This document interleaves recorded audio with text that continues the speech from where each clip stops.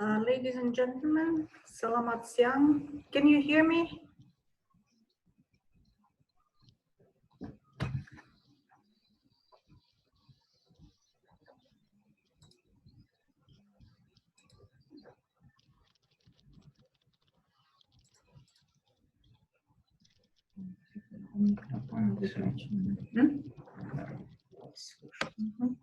Okay, if you can hear me, let us start with the press briefing.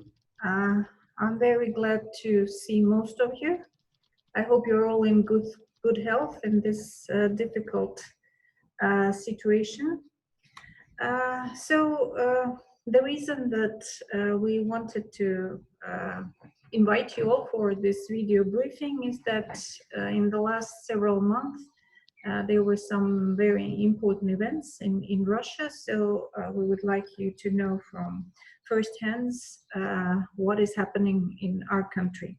Of course, I'm sure that the subject that you're all interested in is the situation with the COVID-19 in Russia and how we are dealing with this, because of course it's a common threat that we are all challenged with, practically all countries in the world. So in Russia right now, the statistics as for today is that we are having almost 700,000 cases with 21.5 million tests performed. We have, though the number of infected people is quite high, we have a very low mortality rate for about 10,000 those who passed away, and more than 460,000 those who recovered. Of course, this low mortality rate, as we see it, is the result of the resilience of our healthcare system that showed very good results in treating people who were infected with COVID-19 disease. And we developed our Ministry of Defense developed more than 16 special COVID hospitals that were used to treat the infection. Also, quarantine measures were taken by the government, and now we see good results as the daily increase of cases in Russia is quite low, less than 1%. So the curve has been flattened, and now our country is gradually lifting the former restrictions, which were quite harsh and strict, and life is returning, well, not quite to normal, but to the new normal. I would like also to say a few words about the cooperation that we're having internationally on the fighting of COVID-19, especially with Indonesia. As you may know, on the 13th of April, our two leaders, President Putin and President Joko Widodo, had a telephone conversation, which was mainly focused on the ways of cooperation, how to establish the cooperation so that we can fight together the COVID-19 infection. As the result of this conversation later on, there was on the 5th of June, there was a video conference between representatives of our ministries of health, and they were also discussing the ways how to cooperate to develop a drug and the drugs, anti-coronavirus and vaccine. and they decided to have a memorandum of understanding on cooperation between our two countries and a roadmap how we can join efforts in this area, and hopefully it will be signed sometime soon. Also, I would like to say that before that, one of our companies, Polisan, it's a company that develops drugs, also have supplied as a humanitarian aid some of the drugs that we use in fighting COVID-19 to Indonesia. It's the company called Polisan. Another thing that I would like to inform you about is that on the 17th of June, there was Russia-ASEAN Ministerial Conference, also dedicated to the subject of our efforts to fight the coronavirus. We are, as I said, perfectly aware, and we're quite convinced that only by mutual efforts we can meet this challenge. Also on the global level, you also may know that on July 1st, the UN Security Council adopted Resolution 2532 on combating the coronavirus, which was drafted by France and Tunisia, and Russia supported this document.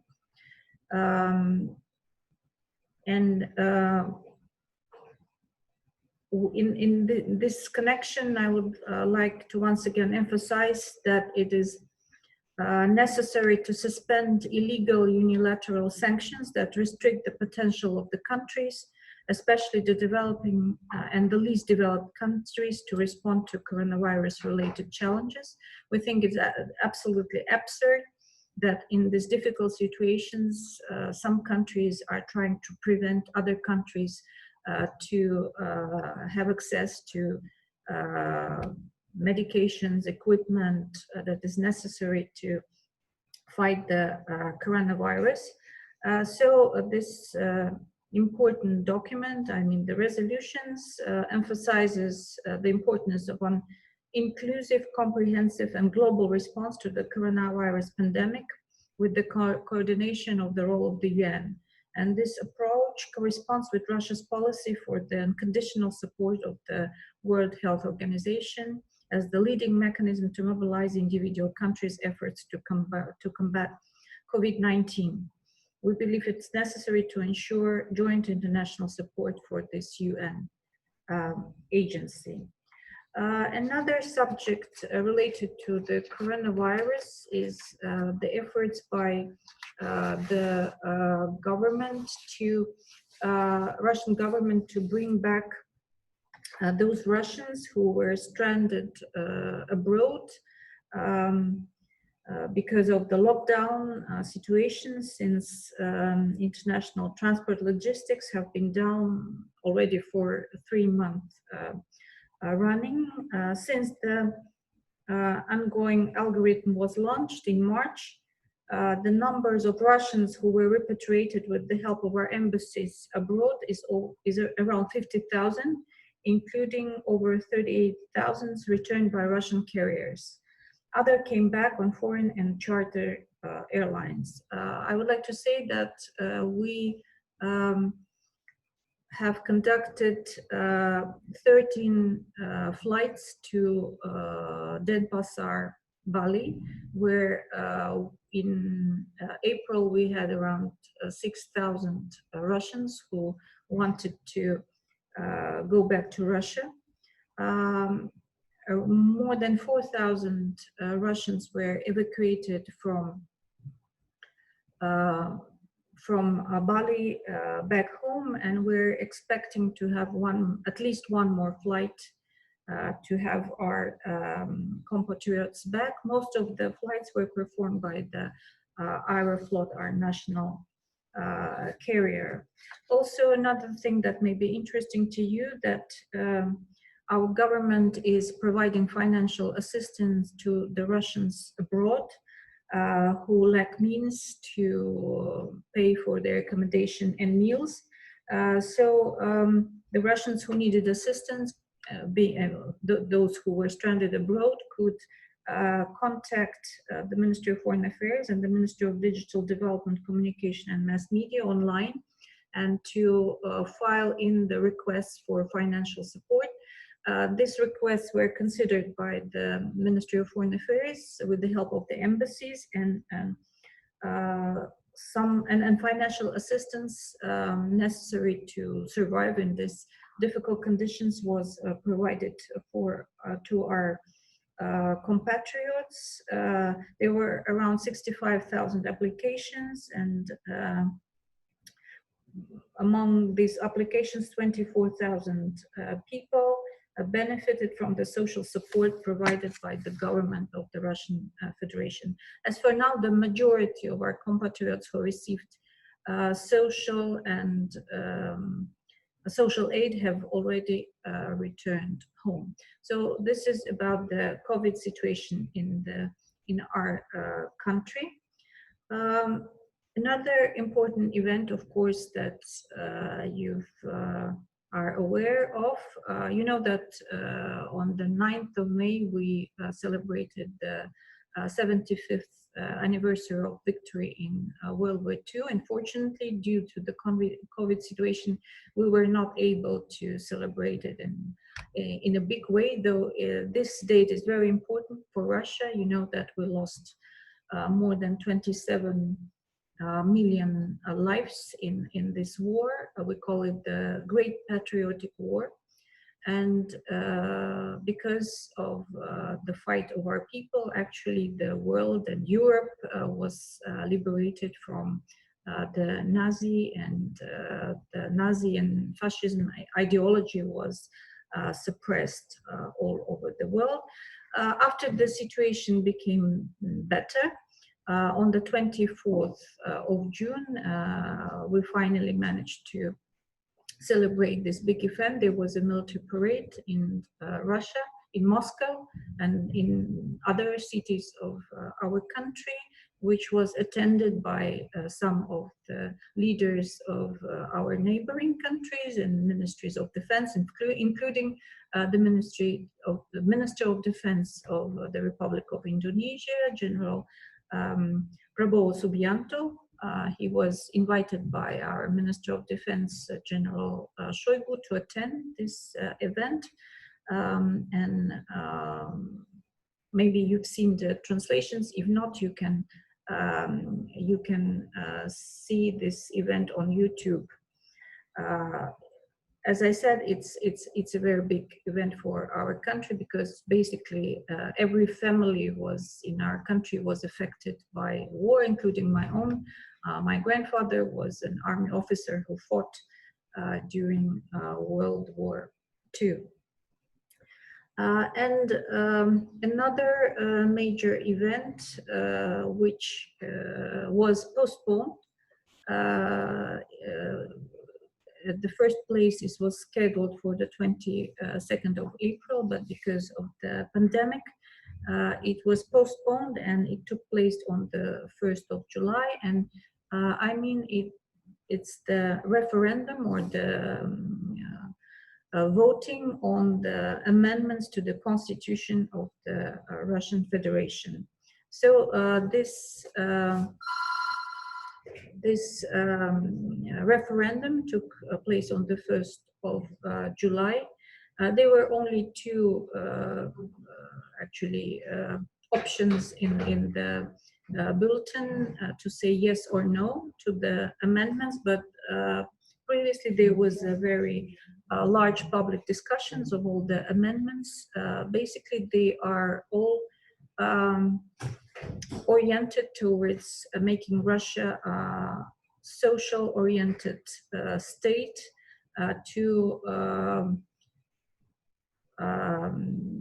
highlight the sovereignty of our country, and to maybe make our political system a little bit more balanced and adapted to the new realities in our country, in the world. The amendments have been supported by the majority of the voters. I have the statistics now that 68% of voters showed up at the polling stations. And among this 68% of voters, 78%, and it is about 58 million people, they supported the amendments, and those who voted against were 21% of the voters, and it's about 16 million people. So Russians at large supported the amendments of the constitution, and they are now actually already in place. I don't want to maybe speak more about, I'm sure that, and I see that there is a lot of questions. Just one more thing on a lighter note. Today is also quite a special day for Russia. Today we're celebrating the day of the family love and faithfulness.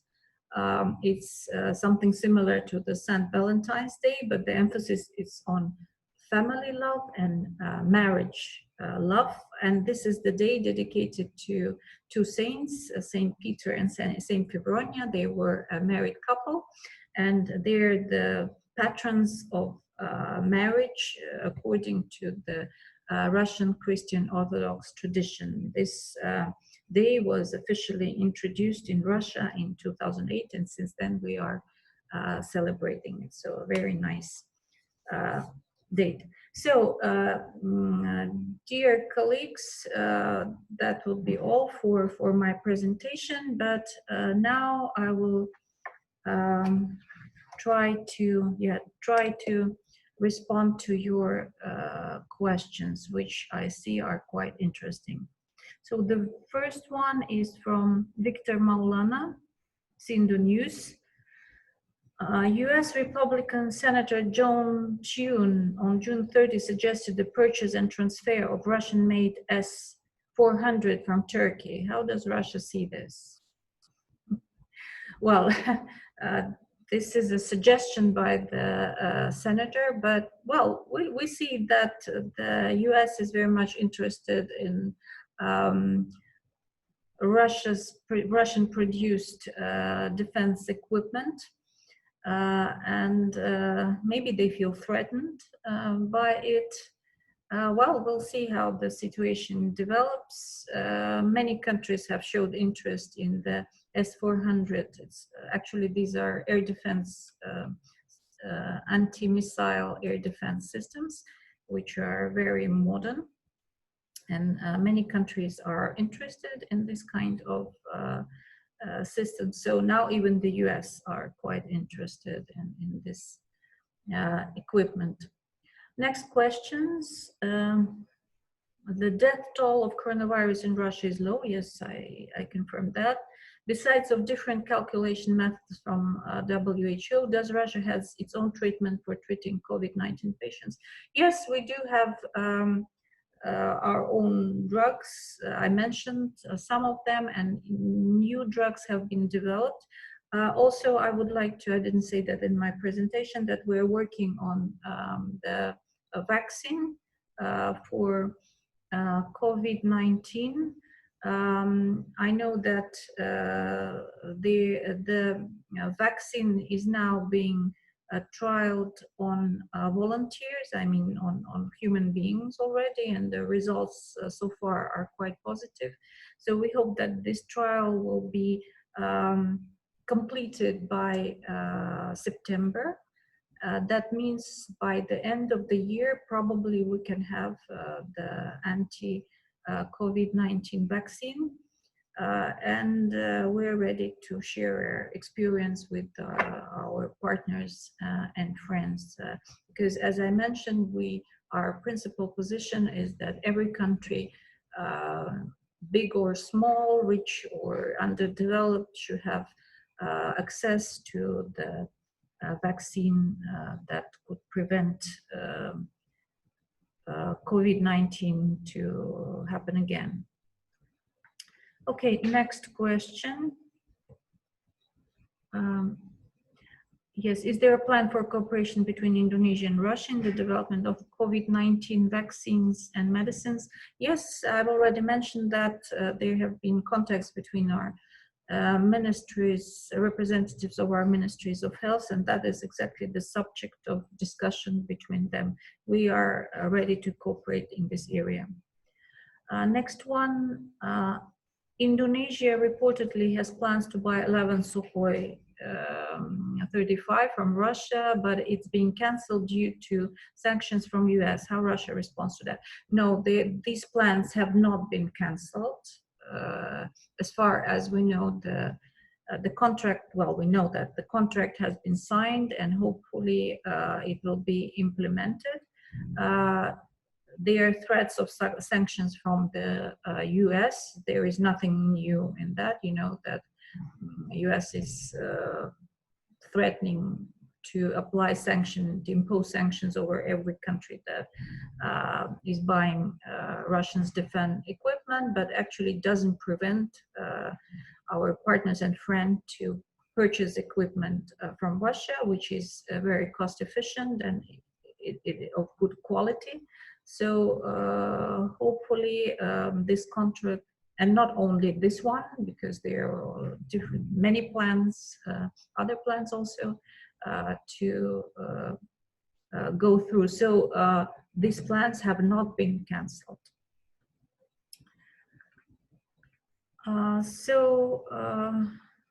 Next question is from CNBC Indonesia. Regarding the recent visit of Minister of Defense Prabowo Subianto to Russia, are there any further developments regarding Indonesia's plan to purchase Sukhoi aircraft? I've already mentioned that, yes, that General Prabowo went to Russia, and I know that he discussed this plan, so hopefully the contract will be implemented. Looking at the tension between United States and China in the South China Sea, what is Russia's response to that? Does Russia support one of the countries? There are tensions between the United States and China, not only in the South China Sea, but as a whole. Well, you know that we're not taking sides, of course, but of course China is our strategic partner and our neighbor. And in the whole, if you look at this situation, this kind of the trade war or any kind of tensions, they not improve the global situation. We think that any kind of difficulties and conflicts should be resolved in a way of dialogue and involvement of all parties that are part of the discussion or the conflict. As I mentioned, especially in the situation of COVID-19 pandemics,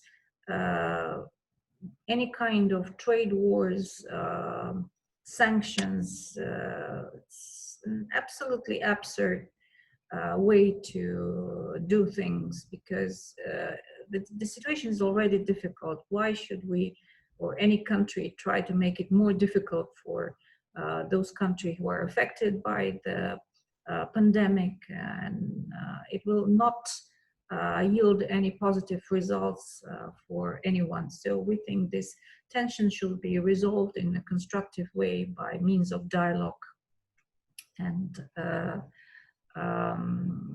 negotiations. Next question. Has Putin been confirmed to re-elected as president of Russia until 2036? No, of course not. If you are asking this question in the context of the amendments to the Constitution, Yes, the amendments to the constitution theoretically would allow President Putin to become candidate in the next presidential election. So far, he has not expressed his plans, whether he would run for another round of presidency or not. And even if he runs for another term as a president, it will be in the hand of the Russian people whether to elect him or not. So it is a question of future. And as I said, he never actually so far has expressed his plans for becoming, for running for presidency for the next term. But this is the right of the Russian people, actually. If we want him re-elected, we will re-elect him. If we don't want to re-elect him, we will not. Next question. Regarding Turkey move to reassign Hagia Sophia as mosque, is there any comment from Russia about that, as a predominantly Christian Orthodox country that have strong ties to Hagia Sophia history? Well, you're perfectly right that we have the strong connections to Hagia Sophia history, which used to be a Christian church, then it became mosque, and then right now it is a national museum, a state museum in Istanbul. It's a beautiful building, and it's a beautiful museum. I have been there several times, and of course everyone who has visited Hagia Sophia cannot not admire it. It's a fantastic building and a site which has a cultural and historic meaning for both Christians and Muslims. Of course, it's a perfect right of the Turkish government, and it's a domestic affair that we don't want to interfere with. But the only hope that we have that the Turkish government will consider this from every aspect, and will bear in mind that it's also a UNESCO, it's a site including in the UNESCO heritage cultural, world cultural sites. Next question. Ministry of Agriculture is currently developing the anti-coronavirus necklace. The ministry says they are trying to collaborate with the Russian company Aptar Pharma in producing the necklace. Yes, I've read. Could Russian embassy give explanation about this anti-coronavirus necklace collaboration? No, I don't have any information about this collaboration. Of course, I read in the news about the anti-coronavirus necklace. Well, if there are any remedy to fight the coronavirus, of course it's good, but I cannot confirm this. I don't know of any collaboration with Russian pharma companies to produce this kind of device. Any statement about the annexation plan of Israel in West Bank? Well, our position is absolutely clear. We think that Israel should adhere to the resolutions adopted by the Security Council, and we are for the two-state resolution of this issue, so I cannot say anything new about it. Our position is very well known, and it's very similar to Indonesia's.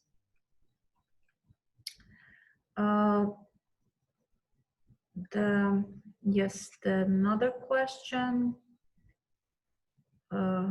regarding the minister visit to Russia last time to attend V-Day. Prabowo had lunch with Minister of Defense from Russia and other countries. Was there any discussion on the continuation of Sukhoi or weapons cooperation? Was Prabowo the first Indonesian defense minister to attend V-Day. What did his visit mean for Russia?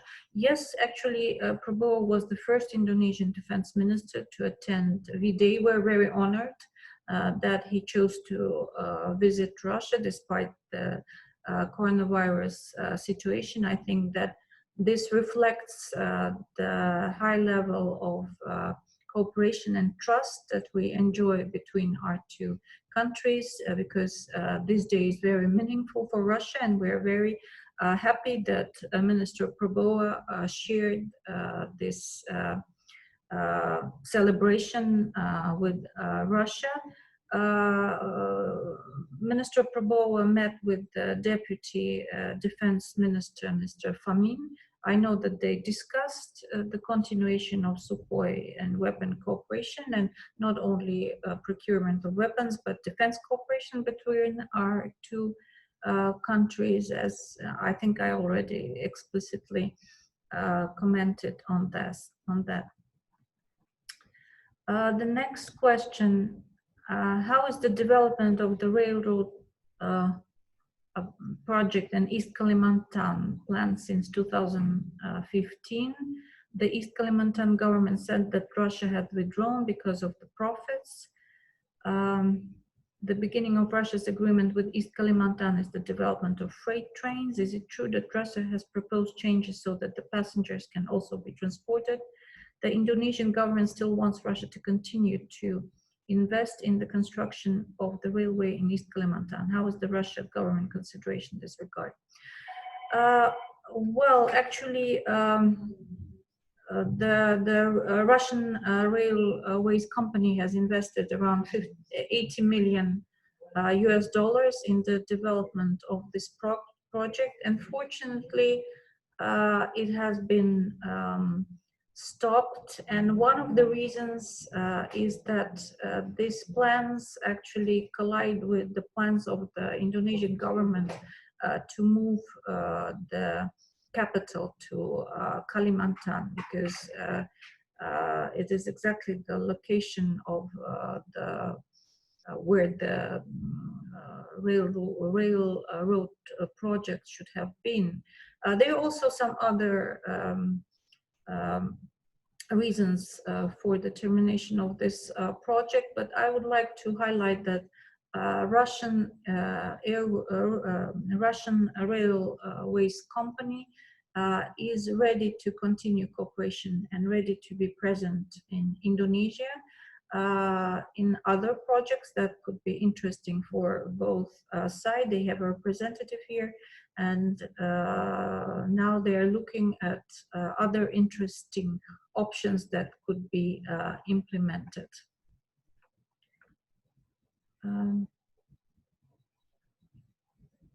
Next question. Was President Vladimir Putin supposed to visit Indonesia at some point? Has a new date of his visit been set up? Yes, there were plans for a visit of President Vladimir Putin to Indonesia, but the situation has changed. Also, President Joko Widodo was invited by President Putin to attend the St. Petersburg Economic Forum that was supposed to take place in June, but these plans were cancelled because of the pandemic situation.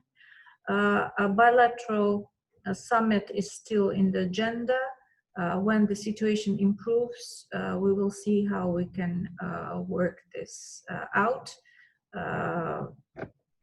I cannot name or give you any new dates, but we still have this on our bilateral agenda. We hope that this bilateral contact will give another impulse to development of our cooperation, and that finally the declaration on strategic partnership between our two countries will be signed during this bilateral summit, as well as a number of bilateral documents that have been prepared especially to be signed during this contact.